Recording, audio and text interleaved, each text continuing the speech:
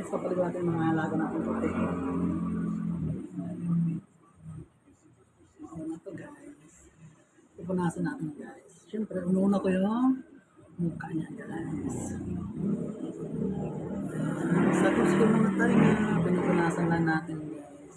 Para laging malinis ang ating mga alaga. Ayan guys. Pinupunasan lang natin. Para laging malinis. Gusto na nagpupapunas na guys. Punas lang.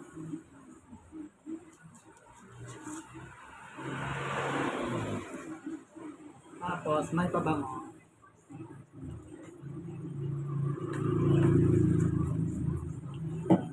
Diba? Tapos na.